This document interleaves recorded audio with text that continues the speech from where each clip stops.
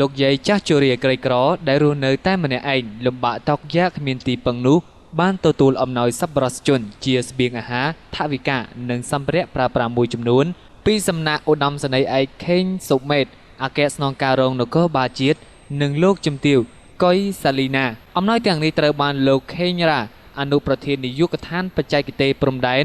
និងលោកស្រីជាភរិយាក្នុងនាមជាតំណាងម្ចាស់អំណោយយកទៅប្រគល់ជូនដោយផ្ទាល់ដៃនាព្រឹកថ្ងៃទី22ខែមករាឆ្នាំ2014នេះលោកយាយទុរគតជនរូបនេះបានមានឈ្មោះថាម៉ៅសូនអាយុ86ឆ្នាំរស់នៅក្នុងក្រុមទី21ភូមិគ្រោះសង្កាត់ស្វាយដង្គមក្រុងខេត្តសៀមរាបការធ្វើអំណោយនិងការទទួលបាននូវព័ត៌មានអំពីទុក្ខលំបាករបស់លោកយាយគឺអាស្រ័យដោយមានសំណើរបស់អាជ្ញាធរមូលដ្ឋាន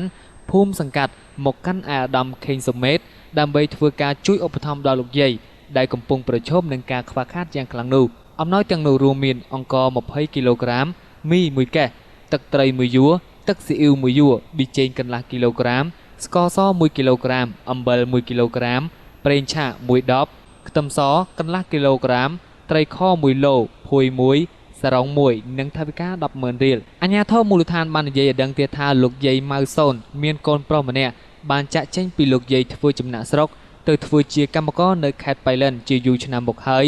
ដែលមកទល់នឹងពេលនេះគឺបាត់ដំណឹងសូនឆឹងតែម្ដង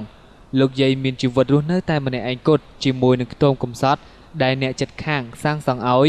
នៅលើដីដែលមិនមែនជាកម្មសិទ្ធិរបស់លោកយាយឡើយលោកយាយម៉ៅសូនក៏បានរៀបរាប់អំពីជីវិតកំសត់របស់លោកយាយផងដែរថា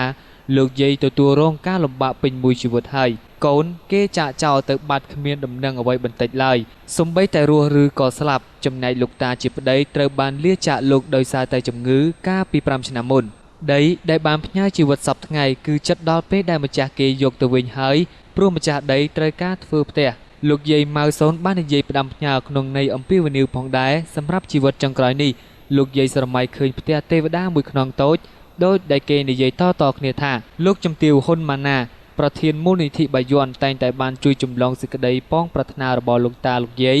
ចាស់ជរាជាច្រើនអ្នកផងដែរលោកយាយបានបញ្ជាក់ផងដែរថាទោះបីជាយ៉ាងណាក៏ដោយក្តីស្រមៃ